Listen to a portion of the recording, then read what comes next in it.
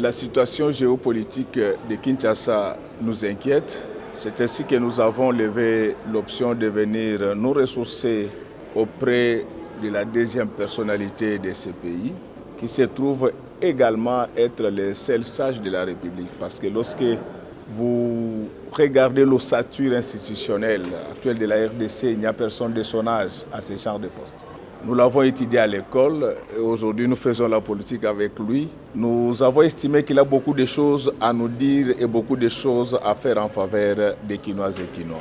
Ce qui nous inquiète, ce sont ces tueries récurrentes, c'est cette insécurité à la porte de la ville de Kinshasa entre Teke et Yaka. C'est cet encerclement dont nous sommes victimes aujourd'hui du fait de nos agresseurs.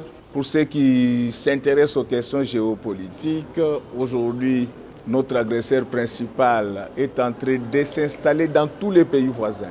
Mais nous avons constaté que cette question est traitée avec beaucoup d'incurie. C'est ce que nous étions venus au pied du président de l'Assemblée nationale pour qu'il réveille le gouvernement et que cette question soit traitée avec beaucoup de tact parce que Kinshasa, c'est le siège des institutions. C'est-à-dire que si les institutions fonctionnent, c'est tout simplement parce que Kinshasa est contrôlé par ses autorités.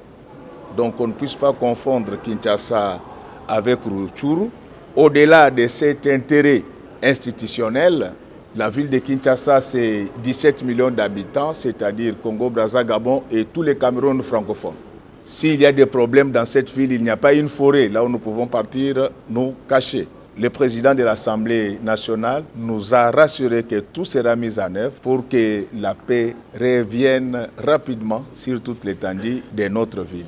Et l'occasion faisant les larrons, nous voulons dire à la population que la sécurité est une affaire de tous, que chacun de nous soit vigilant et Dieu nous gardera.